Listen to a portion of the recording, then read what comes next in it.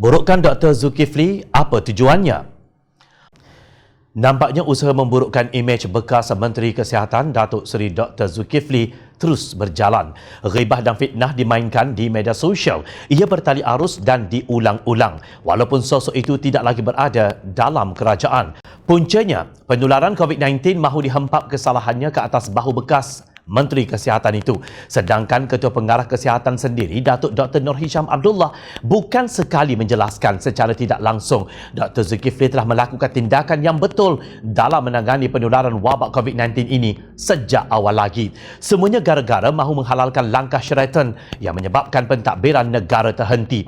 Data dari Kementerian Kesihatan Malaysia KKM menunjukkan pada 24 Februari iaitu Hari Kerajaan Pakatan Harapan tumbang, hanya sejumlah 22 kes positif COVID-19 dan 20 kes sembuh sepenuhnya. Ketika itu, 2 kes berada dalam wad di Hospital KKM sementara kes terakhir ialah pada 15 Februari.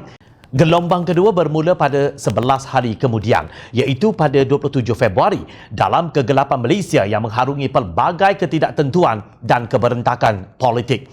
Dr. Zulkifli berkata tumpuan membendung COVID-19 jelas tergendala tanpa Menteri Kabinet dan Agensi Pengurusan Bencana Alam atau NAKMA yang ketika itu dipimpin Timbalan Perdana Menteri Datuk Seri Wan Azizah Ismail.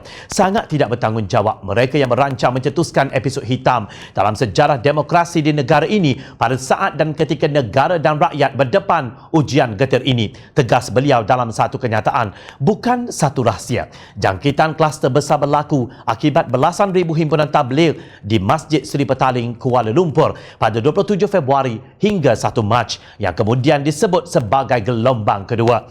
Dalam suasana negara tanpa kerajaan, tanpa perintah, tentang keperluan untuk amalan jarak sosial bagi mengelakkan diri daripada pihak yang mungkin sudah dijangkiti penyakit tersebut, maka bilangan kes baharu meningkat dengan mendadak. Dr. Zulkifli merupakan advokat Perintah Kawalan Pergerakan PKP. Tegasnya, sebab kita gagal untuk amalkan social distancing atau SD secara sukarela sedari awal lagi, maka hari ini kita dikenakan SD secara paksa.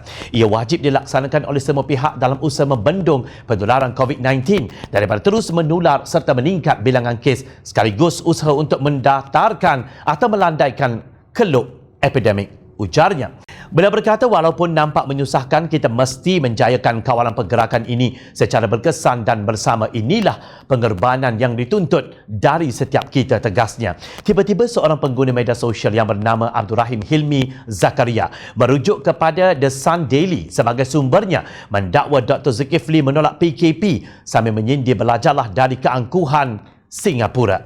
Setelah mengecam Singapura, penulis memuji Menteri Air Masak dan TikTok di atas kejayaan KKM menangani wabak COVID-19. Itulah jasa air suam dan TikTok yang dilupakan. Katanya, walaupun hakikatnya ia hasil usaha dan penat lelah petugas barisan hadapan KKM yang dilupakan. Kelakar.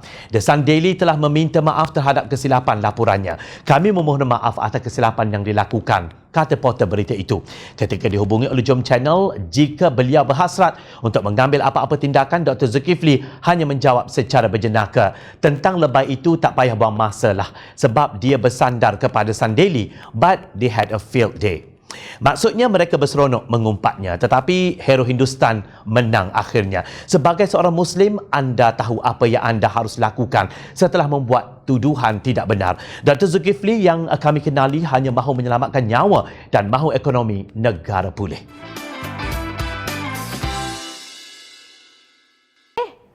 Hai! Jangan lupa klik kanan untuk rentasan berita, klik kiri untuk keratan berita.